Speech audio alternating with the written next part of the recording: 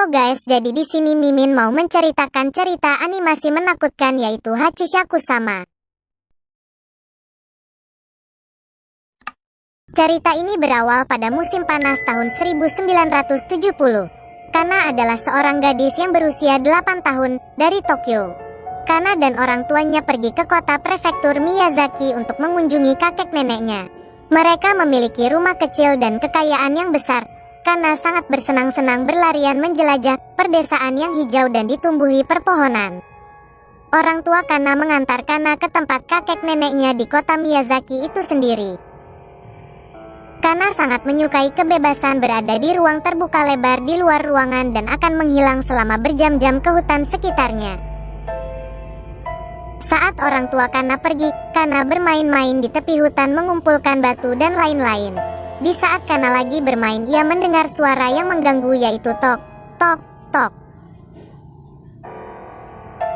Kana pun mencari sumber suara, dan Kana mulai membeku ketakutan. Ternyata ia mengalami gangguan dari Hachishaku-sama, wanita yang setinggi 8 kaki, berpakaian serba putih dengan rambut yang panjang, wajah abu-abu, tersenyum yang sangat meresahkan atau menakutkan, dan juga menggunakan topi.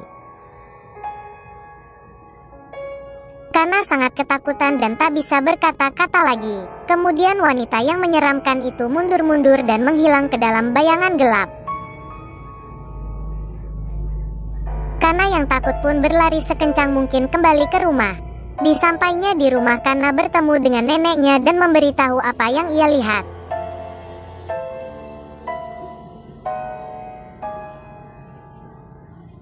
Di saat Kana lagi bercerita, nenek Kana tiba-tiba menangis. Dan tak lama nenek Kana memberitahu kepada kakeknya apa yang baru saja dilihat oleh Kana. Kakek Kana yang mendengar pun shock dan berusaha untuk menelepon orang tua Kana tapi tidak diangkat, dan meninggalkan pesan suara. Kana sekarang takut dan bingung, bertanya-tanya apa yang sedang terjadi dan mengapa semua orang tampak panik. Kakek Kana memberitahu kalau ia telah terpilih oleh Hachishaku-sama. Kecuali kakek neneknya dapat melindungi Kana, Hachishaku-sama akan menculik Kana seperti yang ia dilakukan terhadap beberapa anak lain di daerah itu beberapa waktu yang lalu. Kana sekarang menangis. Apa yang baru saja dikatakan kakeknya membuatnya takut, namun dia tidak ingin tahu lebih lanjut siapa itu Hachishaku-sama.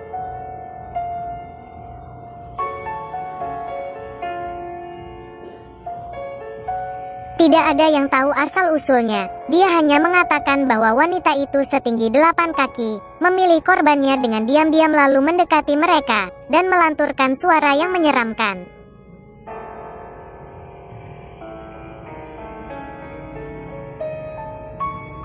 Beberapa hari Hachishaku-sama menghilang, diduga ditangkap oleh beberapa biksu lokal yang memenjarakannya di kuil tua dengan menempatkan patung Jizo di titik timur laut barat.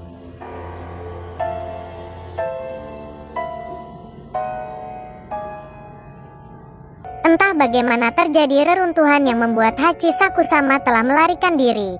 Kemudian Kana disuruh bersembunyi ke ruang paling aman, semua jendela ditutup dan juga semangkuk garam murni ditempatkan di setiap sudut ruangan.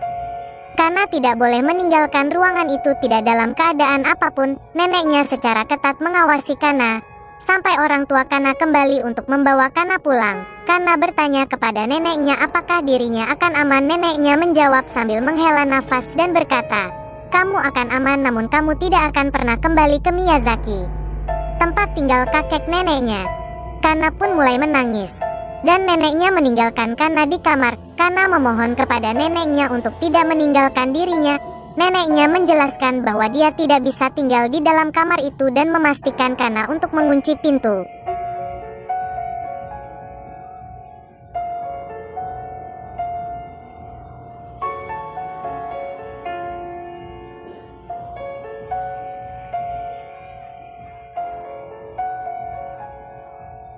Malam pun tiba dan Kana sendirian di kamar menatapi lilin yang ada di meja dan bertanya-tanya kapan orang tuanya akan kembali untuk membawanya pulang. Beberapa jam di malam yang dingin dia mendengar kakeknya memanggilnya dan bertanya apakah Kana baik-baik saja. Jika Kana takut, kakeknya bisa masuk untuk menemaninya dan tidak harus sendiri. Kana pun membuka pintu, tetapi di saat Kana mau membuka pintu tiba-tiba suasana terasa dingin. Saat dia mendekat ia menyadari bahwa ada sesuatu yang salah. Ia mendengar suara kakeknya di tempat yang berbeda. Ia melihat sisi lain dan melihat gama di mangkuk yang berisikan garam perlahan berubah menjadi hitam. Tak lama ia mendengar suara yaitu tok, tok, tok yang berasal dari sisi lain pintu. Kana pun menangis tak terkendali selama sisa malam itu.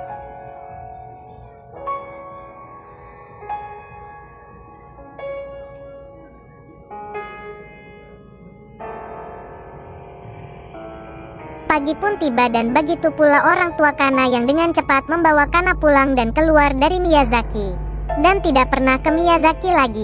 Tapi Kana tetap berhubungan dengan kakek neneknya dan dia merasakan sangat sedih bahwa dia tidak akan pernah dapat mengunjungi mereka lagi dan kakek neneknya juga terlalu tua untuk berpergian.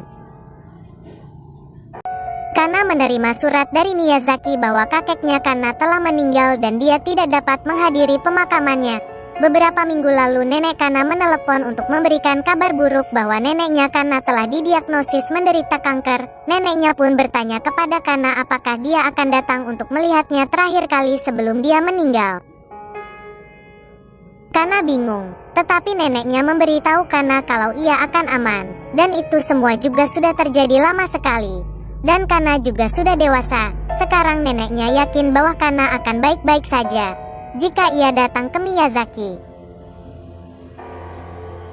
Tiba-tiba suasana menjadi dingin dan terdengar suara yaitu tok, tok, tok. Ternyata Kana diganggu oleh Hachi Sakusama. Kana pun ketakutan, ia merasa malam itu sama dengan malam yang lalu yang saat dia di rumah kakek neneknya sendirian dalam kegelapan.